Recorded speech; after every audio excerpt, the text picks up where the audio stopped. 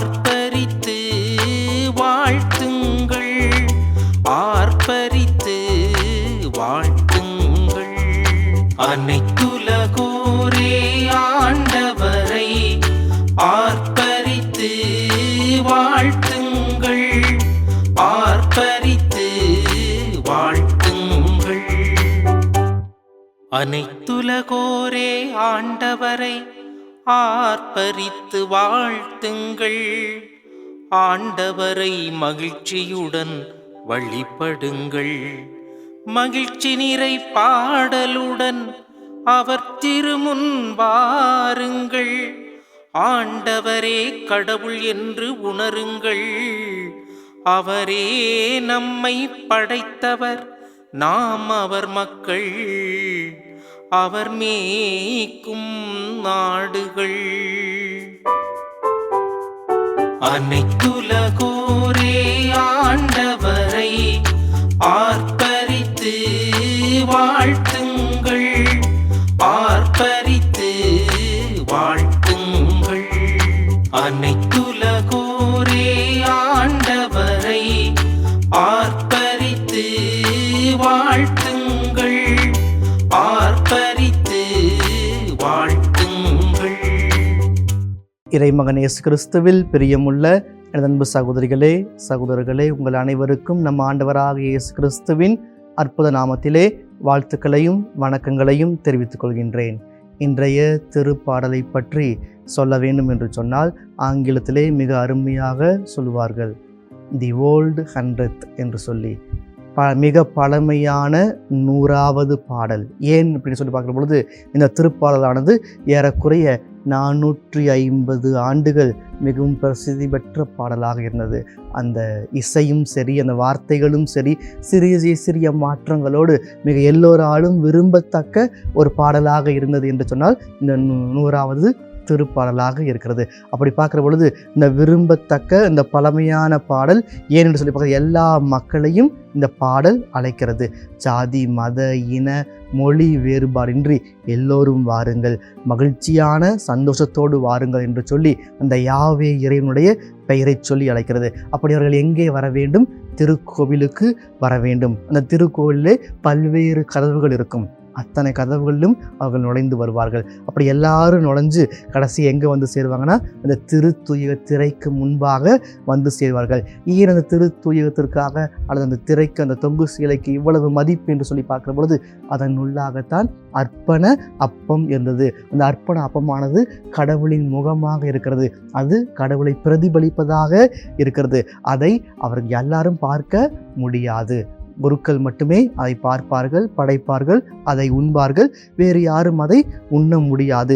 அந்த அடையாளம் கண்டுகொள்ள வேண்டும் என்பதற்காக நாம் ஒரு முகத்தை பார்த்து நாம் எப்படி அடையாளம் கண்டுகொள்கிறோமோ, இவர் இன்னாருடைய பையன், இவர் இன்னாருடைய மகள் என்று சொல்லுகிறோமோ, அதே போன்றுதான் நம் முகத்தை பார்த்து இன்னார் என்று கண்டுகொள்கிற அளவிற்கு அந்த அர்ப்பண அப்பமானது, அந்த அர்ப்பண அப்பத்தை கண்டு கடவுளுடைய பிரசன்னத்தை கண்டு கொண்டார்கள்.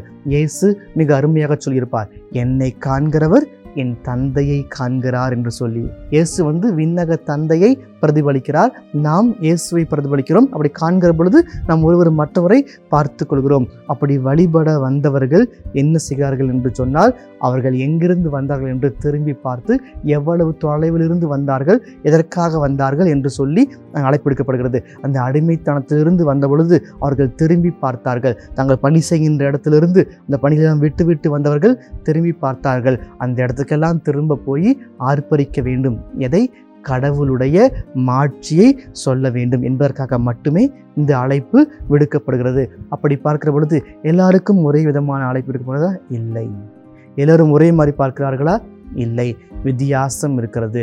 ஆனால் பார்க்கிறது எந்த வித்தியாசம் வேணாலும் இருக்கலாம். ஆனால் உணர்ந்து கொள்வதிலே வித்தியாசம் இருக்கக்கூடாது. நான் கொஞ்சம் கண்ணை மூடிட்டு பார்க்கலாம், கொஞ்சம் கண்ணை திறந்து பார்க்கலாம், நான் முழுசாக கண்ணை திறந்து பார்க்கலாம், எப்படி வேணாலும் கடவுளை பார்க்கலாம். ஆனால் உணர்ந்து கொள்வது முழுமையாக இருக்க வேண்டும்.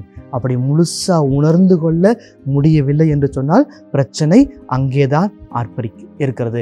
நாம் எங்கு போய் ஆர்ப்பரிக்க முடியாது, கடவுளை பற்றி சொல்ல முடியாது. அப்போ ஏன் ஆர்ப்பரிக்க வேண்டும்? நாம் ஏன் கடவுளை பற்றி சொல்ல வேண்டும் என்று சொன்னால், வேதம் மிக அழகாக சொல்கிறது, எல்லா மக்களிலும் தம் சொந்த மக்களாக அவர் உங்களை தேர்ந்து கொண்டார். உங்களை ஏன் தேர்ந்து கொண்டார்? நீங்கள் திரளானவர்கள் என்பதற்காக தேர்ந்து கொள்ளப்படவில்லை, மாறாக நீங்கள் சொற்பமானவர்களே.